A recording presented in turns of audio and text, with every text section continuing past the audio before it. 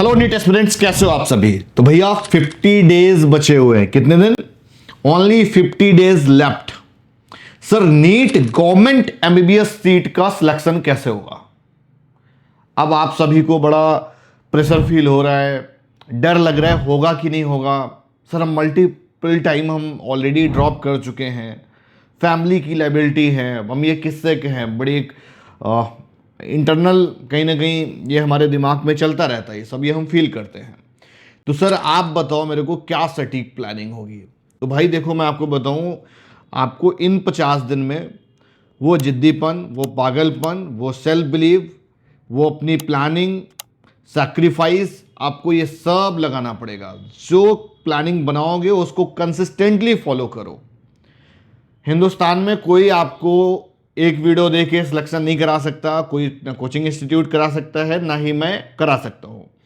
मैं आपको सिर्फ इस चीज़ से आगाह करा सकता हूँ, मैं आपको इतना अवेयर कर सकता हूँ, आपका जो सेल्फ बिलीफ सिस्टम जो सोया हुआ है उसको जगाया जा सकता है, जो आपके अंदर की मैन पावर है उसको उठाया जा सकता है, जो आपका फोकस है उसको बढ़ाया जा सकता है। ये आपका लास्ट कॉम डाउन है। 50 डेज बचे हुए हैं, क्या क्या करना है बहुत शॉर्ट में बात करेंगे। सबसे पहले भाई देखो, जिद होनी चाहिए। सिलेक्शन चाहिए तो जिद होनी चाहिए, अगर जिद नहीं है तो सिलेक्शन नहीं होगा। जो प्लानिंग बनाओगे कंसिस्टेंट होना चाहिए। अपनी कमियों को जरूर आइडेंटिफाई करो। कोई भी आपका दोस्त छोटी सी भी मिस्टेक बता दे रहा है, तुरंत उसको पकड़ लो कि भाई ये हमारी गलती है, दोबारा से ये गलती नहीं होगी। मैं अपने समय की बात बताऊं कि हमारे जो 2-3 क्लोज फ्रेंड्स थे, तो हम उनके साथ में डिस्कस किया करते थे। एक एक टॉपिक पूरा हम ओरल अपने घर के चबूतरे पे बैठ के डिस्कस कर लेते थे, या साइकिल पे जाते हुए हम लोग डिस्कस कर लेते थे। कभी वो चला रहा होता था, कभी हम चलाते थे। पूछते थे, हम बोलते थे ये वाला तुम बताओ, तो हम पूरा रिवाइज कर देते थे। फिर कुछ मिस्टेक्स होती थी तो फिर हम बताते थे एक दूसरे को ये वाला मिस्टेक है, तो मुझे इस तरह से याद हो जाया करता था। Similar you can apply. देखो जीवन में अगर आगे तेज होना है ना, कुछ उखाड़ना है, कुछ करना है, तो उसके लिए आपको वो प्लानिंग बनानी पड़ेगी जो बाकी जनता जनार्दन से हटके हो। सुबह जल्दी उठो। सबसे पहली चीज़ कि एक डेली स्टडी प्लान भाई 10 से 12 घंटे का बनाओ। 10 से 12 घंटे की अगर पढ़ने की कुवत नहीं है तो तुम्हारा सिलेक्शन नहीं होगा।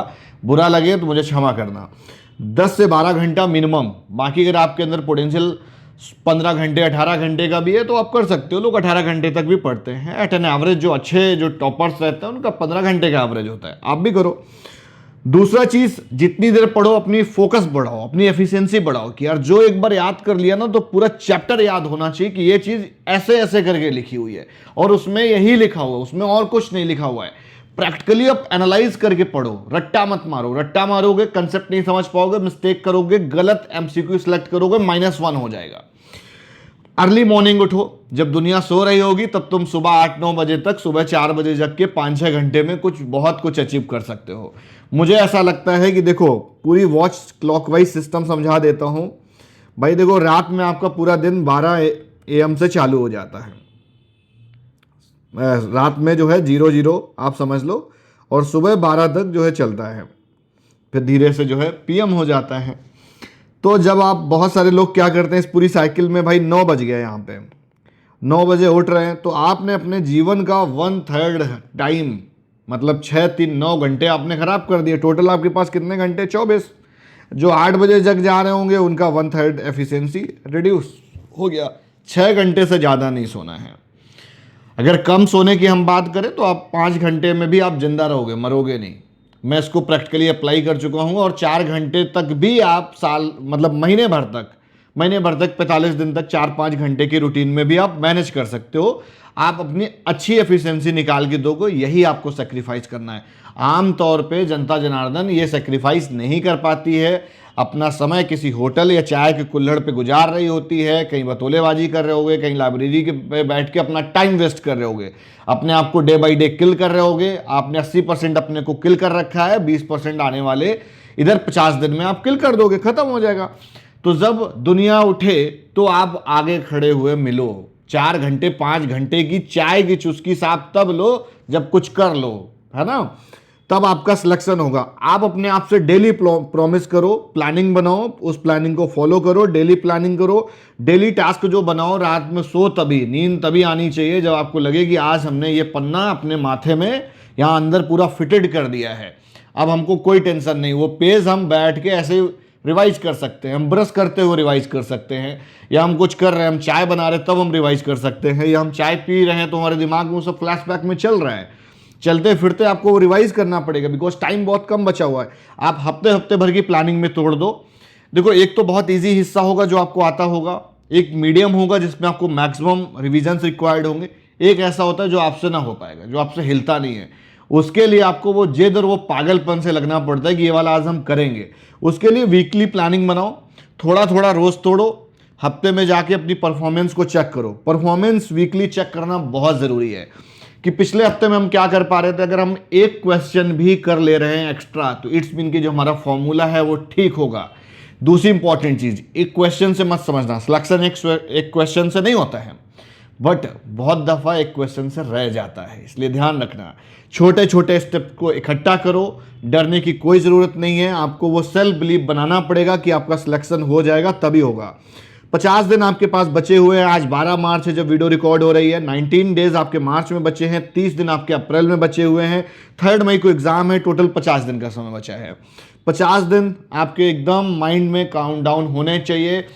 टेबल जहाँ पे भी आपका पढ़ने की प्लेस है, जगह है, वहाँ पर आप अपने कैलेंडर को लगा के रखो, रोज जो जो करो वो उस पर मेंशन करते जाओ, ताकि हफ्ते भर का रिवीजन जब आप अगले मंडे को कर रहे हो तो पूरा निपटा दो उसको। क्योंकि मैक्सिमम जगह सिलेबस फिनिश हो चुका है, रिवीजन चल रहा है। रिवीजन किसका करोगे? एनसीईआरटी का। अब एनसीईआरटी का कैसे करोगे भाई साहब? वो पढ़ो जो एग्जाम में आता है और जो आपको नहीं आता है, बहुत अच्छे समझना। वो पढ़ना है जो एग्जाम में आता है और जो आपको नहीं आता है, वो नहीं पढ़ना है जो कठिन है और एग्जाम में आता ही नहीं है। ठीक है, सब्जेक्ट को प्रायोरिटाइज कर लो कि बायोलॉजी पहले करना है, केमिस्ट्री पहले करना है, फिजिक्स पहले करना है। मैं प्रेफरेंस ये बताऊंगा, आप बायोलॉजी, केमिस्ट्री, फिजिक्स को इस अकॉर्डिंग आप प्रायोरिटी ऑर्डर में डाल लो। बाकी आपकी समझ, आपकी माइंड कैपेबिलिटी क्या कहती है, आपको जिससे अपना कॉन्फिडेंस बिल्डअप होता है, आप उसके अकॉर्डिंग प्लानिंग कर सकते हो। ये किसी शास्त्र में नहीं लिखा है कि आपको यही पहले करना है। इन सिंपल वे पे ये देखा जाता है कि जब आपका कॉन्फिडेंस अगर आपको इन्हेंस करना है तो आप अपना इजी हिस्सा पहले करते हो, आप पहले वो रेस दौड़ लेते हो। आपकी स्ट्रेटजी बहुत सही होनी चाहिए। वो आपको स्ट्रेटजी कैसे पता चलेगी? वो आपको ऑब्जर्व करनी है मॉक टेस्ट में। जब आप प्रैक्टिस पेपर जो कर रहे होगे तो लास्ट 5 साल के उठा के पूरा देखो कि क्या क्या कॉमन पैटर्न है, क्या ऐसा है जो रह गया है, जो नहीं पूछा एनटीए ने। भाई साहब, जो पिछले 5 सालों में जो रह गया है और जो नहीं पूछा गया ना, जो क्वेश्चन के ऊपर नीचे रह गया है, मान लीजिए एनसीईआरटी में कोई क्वेश्चन नंबर दिया और एक वो बहुत सालों से पूछा नहीं जा रहा है, वही आएगा इस बार, क्योंकि रिपीटेड नहीं आता है, रिपीटेड कॉन्सेप्ट होता है। तो देखो, टॉपिक वाइज जो यूनिट पूरा टॉपिक है उसके उस यूनिट के अकॉर्डिंग आप अपना शॉर्ट समरी तैयार करो, शॉर्ट्स नोट्स बनाओ। खाली बनाने नहीं है, बनाते तभी थे हम लोग जब हमको पूरा याद रहता था, हम पूरा याद कर लेते थे तब एक बार में बना देते थे। ऐसे नहीं बनाना है कि हम देख देख के बना रहे हैं, हम दूसरे के नोट से देख के लिख रहे हैं, ये सब नहीं करना है। सिलेक्शन नहीं होगा, भूल जाओ एकदम, बीडीएस भी नहीं मिलेगा, एकदम डिस्क्वालीफाइड वाले लिस्ट में जाओगे, क्योंकि इस बार और अच्छा कॉम्पिटिशन देखने को मिलेगा। इसलिए जी तोड़ मेहनत करो यार, 50 दिन बचे हैं, अपने अंदर की कुवत को लगाओ और अच्छे रिजल्ट्स आएंगे। हमारी बेस्ट विशेष आपके साथ में है।